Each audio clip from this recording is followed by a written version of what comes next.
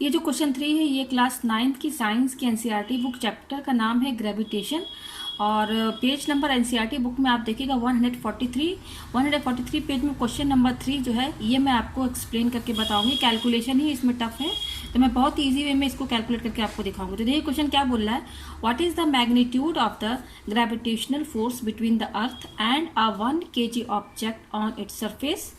यहाँ पे देखिए दिया हुआ मास ऑफ द अर्थ है, मास का अर्थ का मास जो है ये दिया हुआ 6 × 10⁻24 kg and the radius of the earth is 6.4 × 10⁻6 metre. ठीक है, यहाँ पर हमें क्या कैलकुलेट करना है, ग्रेविटेशनल फोर्स का मैग्नीट्यूड।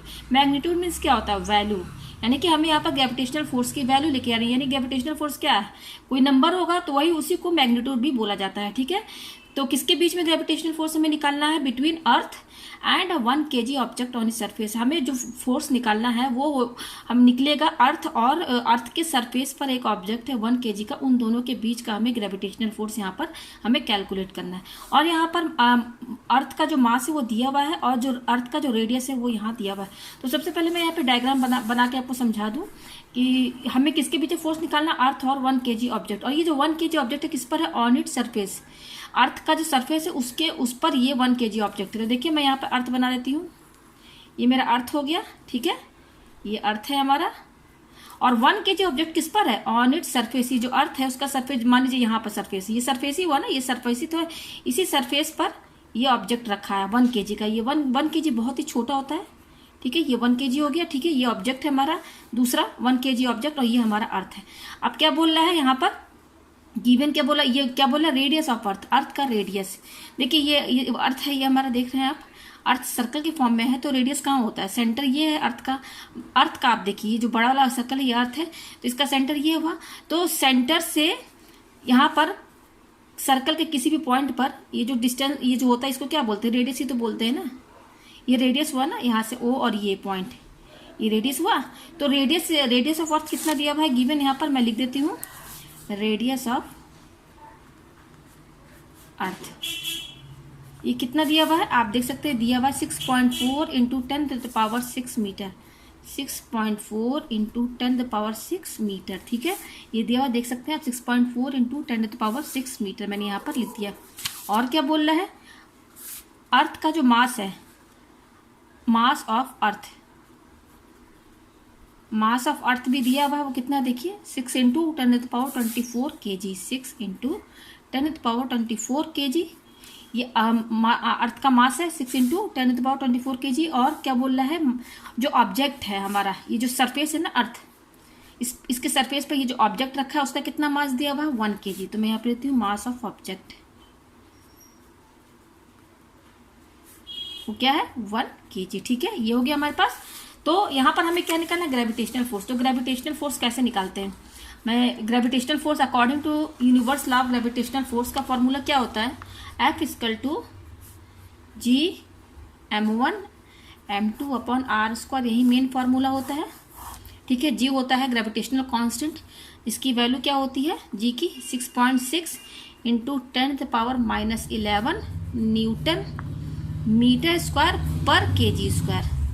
ठीक है, न्यूटन मीटर स्क्वायर पर kg², ये डिवाइड में है kg²। ठीक है, तो ये G की वैल्यू होती है, कांस्टेंट वैल्यू है, ग्रेविटेशनल कांस्टेंट है, ये आपको याद भी कर लेना है या तो फिर क्वेश्चन के साथ ये गिवन दिया रहता है वैल्यू। ठीक है, अच्छा G हमें पता है, ये वैल्यू होती है। m1 m2 क्या है आपका, यहाँ पर m1 मीन्स यहाँ पर हमारा दो ही चीज का मास बताया, एक अर्थ का मास ये है और दूसरा क्या ऑब्जेक्ट है, उसका मास क्या है 1 kg। तो यहाँ पर m1 m2 क्या है, जो ऑब्जेक्ट हमारा है, जो दो के बीच में हमें यहाँ पर ग्रेविटेशनल फोर्स निकालना है, उसी का यहाँ पर ये m1 m2 दिया हुआ है। तो m1 यानी कि हम m1 मान लेते हैं ये हमारा है मास ऑफ अर्थ, ये हम मान लेते हैं कि m1 जो है मास ऑफ अर्थ है। मास ऑफ अर्थ कितना है आप देख सकते हैं यहाँ पर 6 × 10⁻24 kg ये है। ठीक है, और दूसरा m2 मास ऑफ ऑब्जेक्ट, वो कितना दिया हुआ है 1 kg। ठीक है, 1 kg। ठीक है, ये दिया हुआ है। अच्छा अब R क्या है, आर क्या है, डिस्टेंस बिटवीन टू ऑब्जेक्ट। देखिए डिस्टेंस बिटवीन यहाँ पर ऑब्जेक्ट हमें बताना है, मतलब कि अर्थ है, ये आर क्या बताता है, जो दो ऑब्जेक्ट है ना उनके बीच की दूरी। तो ये अर्थ है और ये हमारा ऑब्जेक्ट है 1 kg, जो कि बहुत ही न्यूट्रल है, मतलब बहुत ही छोटा है 1 kg। तो डिस्टेंस क्या होगी भाई, यही तो होगी रेडियस। ये सेंटर से और ये ऑब्जेक्ट, यही तो डिस्टेंस कहलाएगी हमारी। इन दोनों के बीच की दूरी यही तो कहलाएगी। ये ऑब्जेक्ट है और ये हमारा अर्थ है, अर्थ का सेंटर है। तो ये जो दूरी है रेडियस, यही तो हमारा कहलाएगा डिस्टेंस बिटवीन टू ऑब्जेक्ट। ठीक है, तो यहाँ पर आर हमारा क्या होगा, हमारा आर जो होगा रेडियस ऑफ अर्थ यही होगा। ठीक है, जो कि कितना दिया हुआ है रेडियस ऑफ अर्थ, ये देखिए दिया हुआ है 6.4 × 10⁶ मीटर। तो सारी वैल्यू दिया हुआ है, जी भी दिया हुआ है, m1 भी दिया हुआ है, m2 भी दिया हुआ, r भी दिया हुआ। तो बस कैलकुलेशन करते हैं हम यहाँ पर। कैलकुलेशन थोड़ा बड़ा है, ठीक है, तो चलिए कैलकुलेट करते हैं यहाँ पर। F इक्वल टू, F को बोलते हैं ग्रेविटेशनल फोर्स, यही हमें इसकी वैल्यू यहाँ पर फाइंड करनी है। ठीक है, तो F, ये g लिखा हुआ, g की वैल्यू कितनी है 6.7 × 10⁻11। ठीक है, अभी मैं इसका यूनिट नहीं लिखूंगी। ठीक है, और वैसे भी ग्रेविटेशनल फोर्स का जो यूनिट होता है, फोर्स है, ये फोर्स का यूनिट क्या होता है, न्यूटन होता है। तो इसका जो भी वैल्यू होगा ना वो न्यूटन में होगा। ठीक है, तो यहाँ पर जी की वैल्यू क्या है 6.7 × 10⁻11 मैंने लिख दिया। फिर क्या है m1 क्या है यहाँ पर, देखिए m1 की वैल्यू क्या है। तो देखिए इनके बीच में इंटू का साइन है। ठीक है, तो इंटू m1 कितना है, ये देखिए 6 × 10⁻24 ये लिख दिया। फिर इंटू, ये देखिए इंटू दिया हुआ है तो इंटू लगाइए। m2 की वैल्यू कितनी है, देखिए m2 कितना 1 kg, तो यहाँ पे 1 लिख दीजिए। फिर क्या अपॉन, तो डिवाइड कीजिए r स्क्वायर। r की वैल्यू कितनी है, ये देखिए r ये है, r स्क्वायर यानी कि पूरे का स्क्वायर कर देंगे तो पहले r की वैल्यू क्या है 6.4 × 10⁻6, ये r की वैल्यू हो गई। और क्योंकि यहाँ पे r स्क्वायर है तो इसलिए इसका यहाँ पर स्क्वायर लगाइए। ठीक है, स्क्वायर लगा दिया आपने यहाँ पर। ये फोर्स हम निकालना है, फोर्स यानी कि ग्रेविटेशनल फोर्स। तो फोर्स की यूनिट क्या होती है, न्यूटन। तो यहाँ पे आप न्यूटन लिख दीजिए। ठीक है, इसकी वैल्यू जो भी होगी न्यूटन में ही तो होगी, यूनिट इसकी न्यूटन होगी ना। अब देखिए इसको चलिए कैलकुलेट करते हैं। तो यहाँ पे देखिए सबसे पहले इस टाइप के क्वेश्चन में आप देखिए यहाँ पर 10 का पावर ज़्यादा है, एक ये 10 का पावर है, एक ये है पावर वाला। और पहले मैं इसको खोल देती हूँ। ठीक है, पहले मैं इसको लिख देती हूँ 6.7 इंटू, ये क्या है 10⁻11 इंटू 6 इंटू 10⁻24 और 1 लिखने की जरूरत है नहीं। ठीक है, तो 10⁻24 अपॉन, ये देखिए पूरे का स्क्वायर लगा है ना, ये पूरे टर्म का स्क्वायर लगा है तो इसको 2 बार लिखना होगा इस टर्म को। तो 2 बार लिखिए 6.4 × 10⁻6, ये एक बार। फिर इसको एक बार और लिखिए क्योंकि स्क्वायर लगा है, तो इसी वाले टर्म को 2 बार लिखिए। ठीक है, ये लिख दिया हमने यहाँ पर, इसको खोल दिया, स्क्वायर लगा, 2 बार लिख दिया, एक बार ये और बार ये, 2 बार हो गया ना। फिर ये क्या है न्यूटन, क्योंकि फोर्स की यूनिट न्यूटन होती है तो न्यूटन लिखते हुए चलिए। अब देखिए यहाँ पर क्या करना है आपको, यहाँ पर देखिए इस टाइप का क्वेश्चन में आपको क्या करना है ना, देखिए पावर वाला बहुत है कि ये है टर्म, एक ये है, एक ये है, ये है। तो पहले पावर को ना, जितने भी 10 पावर वाले सबको आप आगे में लिखते हुए जाइए। ठीक है, तो 6.7 इंटू, और ये क्या है 6, ये नंबर जो है ना ये वाले 6.6 और 6.7 और 6 इसको एक साथ लिखिए। और पावर वाला क्या है, ये है और ये है, इसको लास्ट में लिखिए आप। ठीक है, इंटू में ये 10⁻11 इंटू, और ये जस्ट मैंने इसको अरेंज किया है। ठीक है, रीअरेंज किया है, ये दोनों टर्म एक साथ लिख दिया है ये। और पावर वाला क्या है 10⁻11 और 10⁻24 मैंने इसको लास्ट में लिखा है। ठीक है, अपॉन, उसी तरह से नीचे भी कीजिए 6.4 और 6.4 एक साथ लिख लीजिए, लिख लिया, इंटू, और पावर वाला क्या है, एक ये है और एक ये है, तो ये दोनों को लास्ट में आप लिखिए। ठीक है, 10⁻6 और 10⁻6 ये लिख दिया आपने यहाँ पर। ठीक है, लिख दिया। अब आगे देखिए क्या करना है इसको, ये हमने लिख लिया यहाँ पर। अब देखिए यहाँ पर 6.67 इंटू 6 ये लिख दीजिए। ठीक है, अब देखिए इस पर और इस पर ध्यान दीजिए। ठीक है, ये जो दिया हुआ है 10⁻11 और 10⁻24, आप अभी 9th में पढ़ेंगे एक्सपोनेंट और पावर। उसमें क्या होता है कि अगर x का पावर m है इंटू x का पावर n है, यहाँ देखिए ये बेस है, दोनों बेस सेम है और पावर अलग है, तो इस केस में क्या होता है पावर ऐड हो जाता है, x⁻m+n। तो यहाँ पर देखिए बेस क्या है 10 और 10 है। अगर हमें ये दोनों सॉल्व करना है, मैं इसको सॉल्व करके आपको दिखा देती हूँ। जैसे हमें ये दोनों सॉल्व करना है ना, क्या है हमारा दिया हुआ है 10⁻11 इंटू, और ये क्या है 10⁻24। यहाँ पे देखिए ये बेस सेम है और पावर क्या है, पावर को ऐड कर देंगे क्योंकि देखिए यहाँ पर ये फॉर्मूला क्या x⁻m और x⁻n, तो बेस सेम है तो पावर जस्ट ऐड हो जाएगा। तो ये देखिए बेस हमारा क्या है 10 है और पावर इसका क्या है -11 + 24, जस्ट ऐड कर देंगे तो ये और ये दोनों ऐड हो जाएगा। -11 लिख दिया और फिर प्लस ऐड मीन्स ये देखिए ये प्लस, फिर 24 लिख दिया। अब इसको सॉल्व कीजिए 10, ऐड का मतलब हमने यहाँ पर साइन लगा दिया ऐड का। ठीक है, ये ऐड हो गया। अब ऐड हो गया, अब देखिए, अब इसको देखिए ये माइनस ये प्लस, अब सॉल्व कीजिए, माइनस और ये प्लस है तो minus plus minus, minus plus minus होता है, 24 में से 11 माइनस कीजिए आप, 24 में से 11 माइनस करेंगे तो ये 13 आएगा, तो 10 to the power 13 हो जाएगा, ठीक है। और क्योंकि 24 बड़ा इसलिए ये पॉजिटिव रहेगा, तो 10 to the power 13 प्लस लिखिए, मत लिखिए, कोई फर्क नहीं पड़ेगा, ठीक है। तो यहाँ पर हमने क्या देखा, जब इसको सॉल्व किया दोनों को तो क्या आया, 6.7 लिख दिया, इंटू 6 भी लिख दिया, और इसको सॉल्व किया तो क्या आया, 10 to the power 13 आ गया, ठीक है। अपॉन नीचे भी वहीं देखिए 6.4 इंटू ये 6.4, ठीक है, इंटू अब यहाँ पर भी देखिए ये दोनों बेस सेम है तो पावर जस्ट ऐड हो जाएगी, यानी कि बेस क्या है 10 और पावर क्या इसका 6 है पावर, और प्लस इसका पावर क्या 6 है, तो ये क्या हो जाएगा 10 और 6 6 12। तो ये सॉल्व करने पर आपका आएगा 10 to the power 12। ये देखिए 12 हो गया ना, यहाँ पर जस्ट मैंने ये बेस सेम है पावर ऐड कर दिया, तो ये आ गया हमारे पास। अब देखिए क्या करेंगे आप, ये है 6.7 into 6 into 10 to the power 13, ठीक है, और ये क्या है यहाँ पर 6.4 इंटू 6.4 इंटू, और ये क्या है 10 to the power 12। आप इन दोनों पर ध्यान दीजिए, ठीक है, ये दोनों पर आप ये भी जानते होंगे x का पावर m है और x का पावर n है, डिवाइड है ना ये, तो इस केस में ये देखिए डिवाइड में अगर रहेगा बेस सेम है पावर अलग है, तो इस केस में क्या होता है पावर इसमें माइनस हो जाता है। अगर ये डिवाइड में है, देखिए ये फॉर्मूला ये है, x का पावर m डिवाइड x का पावर n, बेस सेम है, x बेस सेम है पावर अलग है, तो इस केस में क्या होगा जस्ट बेस लिख करके आप पावर को माइनस कर दीजिए। तो यहाँ पे देखिए बेस क्या है 10 है, 10 है, तो इसको सॉल्व करेंगे तो क्या आएगा, मैं यहाँ पे करके दिखा देती हूँ, 6.7 इंटू 6 अपॉन 6.4 इंटू 6.4। मैंने ये वाला पूरा टर्म लिख लिया है, ये वाला जो बच रहा है ये वाला, इसको तो इसको सॉल्व करेंगे तो क्या आएगा, ये हमारा यही दिया हुआ है बिल्कुल सेम, देखिए इसी फॉर्मेट में है, आप देख सकते हैं ये और ये फॉर्मेट सेम है। तो इसको सॉल्व करेंगे तो क्या होगा, ये पावर इसका जस्ट माइनस होगा 13 और ये -12, यानी कि 10 और 13 में 12 गया 1, 10 to the power 1 यानी कि 10 ही होगा भाई। 10 to the power 1 का मतलब क्या, एक ही बार 10 लिखेंगे ना, क्योंकि पावर 1 है।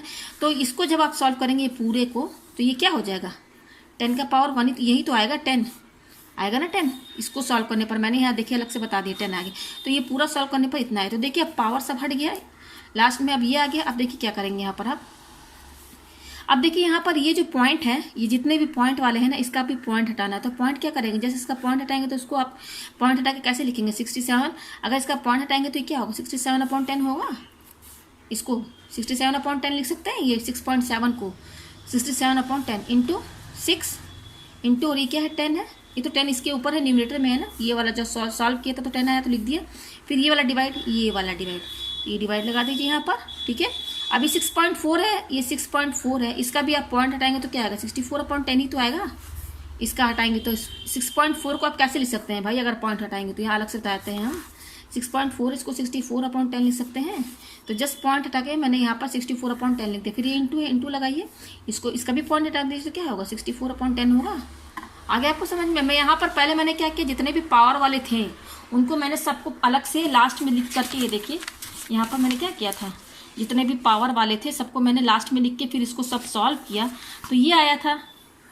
फिर इसको जब सॉल्व किया तो ये पूरा सॉल्व करने पर कितना आया 10 आया था, ये देखिए 10 आया था। तो पावर वाला तो सब खत्म हो गया। अब जो नंबर जो पॉइंट में है ना, अब जितने भी पॉइंट वाले नंबर हैं डिजिट्स हैं उनका मैं पॉइंट हटा दिया, उसका मैंने पॉइंट हटा दिया। तो देखिए यहाँ पर बिना 66.7 को मैंने 67/10 लिख दिया, ठीक है। इसी तरह से इसका भी पॉइंट हटा दिया तो मैंने इस तरह से लिख दिया। अब देखिए आप क्या करेंगे, देखिए ये 10 और ये 10 तो कैंसिल हो जाएगा, ये नीचे डिनोमिनेटर में न्यूमरेटर है ऊपर नीचे तो कैंसिल हो जाएगा। तो बच क्या रहा है, ये देखिए यहाँ पर 67 और ये दोनों तो कट गए इंटू 6 यही बच रहा है ना, ठीक है, अपॉन ये इक्वल टू है, ठीक है। और ये क्या 64, इसको देखिए ये 64/10 है, ये 64/10 है। तो देखिए न्यूमरेटर में क्या है 64 इंटू 64 यही है ना, अपॉन और नीचे क्या है 10 इंटू 10, इसको मैंने इस तरह से लिख दिया, ठीक है। न्यूमरेटर साथ में, डिनोमिनेटर साथ में, ठीक है। अब देखिए आगे ये क्या है 67 इंटू 6, ठीक है। और देखिए ये क्या है आपका डिवाइड है।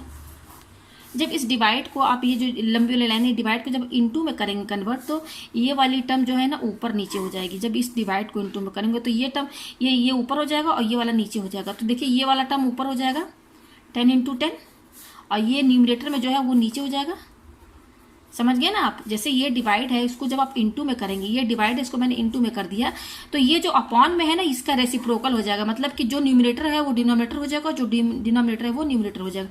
तो देखिए ये डिनोमिनेटर था 10 × 10 वो ऊपर हो गया और न्यूमरेटर वाला नीचे हो गया, ये हो गया। अब इसको सॉल्व करते हैं, चलिए। तो क्या क्या हमारे पास है, 67 × 6 इंटू, और ये क्या है 10 × 10 अपॉन, और ये क्या है 64 × 64, यही है। तो चलिए अब सबको काटते हैं। तो यही कैसे कटेगा ये आपका कटेगा, ये 2 से कटेगा, देखिए 2 × 5 = 10, ठीक है, 2 × 5 = 10, और ये क्या है 2 × 3 = 6 और 2 × 2 = 4, ये आ गया, ठीक है। और देखिए ये फिर ये 2 से कट जाएगा, 2 × 3 = 6, 2 × 3 = 6, और ये कटेगा 2 × 1 = 2 और 2 × 6 = 12, ये है हमारे पास। देखिए ये भी कट जाएगा, 2 × 5 = 10 और 2 × 5 = 10, और ये भी काट लीजिए, 2 × 5 = 10, ये कटेगा 2 × 3 = 6 और ये क्या है 2 × 2 = 4, ये आ गया हमारे पास। अब देखिए यहाँ पर, अब मुझे नहीं लगता है कुछ कटने वाला है, तो हमारे पास क्या क्या आया है आप देख सकते हैं यहाँ पर, 67 × 3 × 67 3 और ये 5 इंटू, एक और यहाँ 5 है, लिख दीजिए, अपॉन नीचे क्या बचा 32 इंटू, और ये क्या है देखिए 16, देखिए ये बचा है। अब कुछ भी कटने वाला नहीं है, ठीक है, आप देख सकते हैं। तो अब चलिए इसको इंटू करके लिखते हैं हम। ये देखिए कोई चीज़ अब कटने वाला है नहीं, तो ये पूरा ये इंटू कर लीजिए आप। तो देखिए 5 × 5 = 25 और 25 को 3 से इंटू कीजिए, तो 5 × 5 = 25, 25 3 क्या होगा, 5 3 = 15 का 5 और 3 2 6 7 75। तो देखिए ये क्या आ जाएगा हमारे पास, यहाँ पर ये हो जाएगा, ये हम फोर्स निकाल रहे हैं ना, तो ये क्या हो जाएगा, देखिए ये क्या है 67, आप देख सकते हैं 67, और ये पूरे को जब सॉल्व करेंगे 5 × 5 = 25, 25 3 कितना हो जाएगा 75, यानी कि 67 × 75 यही आएगा, ठीक है 67, और इसको इंटू करने में 75 है। उसी तरह से 32 × 16, इसको भी इंटू कर लीजिए यहाँ पर। तो ये क्या है, नीचे 32 है और ये नीचे क्या 16 है, तो इंटू कर लीजिए, 6 × 2 = 12 का 2, ठीक है, कैरी 1, 6 × 18 18 और 1 19, ठीक है, ये हो गया 6 × 12 का 2, 6 × 18 और 1 इंटू 1 2 = 2 और ये 1 3 × 3, ये हो गया। सॉल्व कीजिए 2 और ये होगा 9 10 11 3 4 5, ये देखो ये दोनों इंटू करने पर कितना आ रहा है 512, तो यहाँ 512 लिख दीजिए, लिख दिए यहाँ पर। अब चलिए ये दोनों इंटू कर लीजिए, 67 और 75, 67 है और ये क्या है 75 है, तो 7 5 जा क्या होता है 7 5 35 का 5 5 से 30 30 और 3 33 इंटू 7 7 जा 49, इसका 9 लिख दीजिए, और 7 6 जा 42 42 और 4 46, ठीक है, ये हो गया। तो ये 5 9 और 3 12 का 1 9 और 10 और यहाँ पर 5, ठीक है। तो ये देखिए कितना, इसको इंटू करने पर आ रहा है 5025 अपॉन ये क्या आ रहा है 512, और देखिए ये न्यूटन में है, ये न्यूटन में, ठीक है, हम ग्रेविटेशनल फोर्स निकाल रहे हैं, यूनिट न्यूटन होती है। अब चलिए इसको डिवाइड कर लेते हैं हम, तो 5025 और ये क्या है 512, ठीक है। तो ये मेरे ख्याल से इसको 9 टाइम्स लेकर जाते हैं तो क्या आएगा 512 बनाइए, इसको 9 टाइम्स ले जाइए, तो 9 2 18 का 8, ठीक है, और 9 2 18 का 8, 9 1 9 और ये 10 0, 9 5 45 45 और 1 46, तो देखिए ये 9 टाइम्स जाएगा तो क्या आएगा 4608, ये आएगा। देखिए माइनस कर लीजिए इसको, ठीक है, तो 15 में से 8 गया तो आपको कितना बचेगा 7 बचेगा, ये 7, ठीक है, और यहाँ बचा 1, ठीक है, ये कैरी लेगा तो 10 में 6 गया 4, तो देखिए 417, इससे कम है तो ये पॉइंट लगा के एक 0 लगा दीजिए, ठीक है। अब कितने टाइम्स जाएगा ये 502 है तो 8 टाइम्स लेकर जाते हैं इसको, ठीक है, 8 2 16 का 6, 8 1 8, 8 2 16 का 6, 8 1 8 और 1 9 और 8 5 40, यस देखिए 8 टाइम्स जाएगा ये, ठीक है, तो 8 और ये क्या आ जाएगा 4096, ठीक है। ये देखिए 8 से इंटू करने पर इतना आया, ये देखिए, तो ये इसको माइनस कीजिए आप, तो 10 में से 6 गया 4 बचा, और यहाँ पे क्या बचा 6, तो उससे कैरी लेगा तो 16 में से 9 बचेगा तो 7 बचेगा, और यहाँ पर 0 हो जाएगा। अब देखिए 74 आ रहा है, तो ये बहुत ही कम नंबर है, तो आंसर आपका क्या आएगा 9.8, यानी कि ये पूरा टर्म जब आप सॉल्व करेंगे, ये इसको डिवाइड करेंगे, ये डिवाइड करने पर कितना आ रहा है 9.8 न्यूटन। कहने का मतलब ये है कि ये जो अर्थ है ना आपका, ये ग्रेविटेशनल फोर्स निकला है, ये एफ ग्रेविटेशनल फोर्स क्या बता रहा है कि इस अर्थ और ये जो 1 kg मास जो है हमारा, इन दोनों के बीच में जो फोर्स लग रहा है ना, वो 9.8 न्यूटन लग रहा है। तो मुझे उम्मीद है कि आपको ये कैलकुलेशन बहुत अच्छे से समझ में आ गया होगा।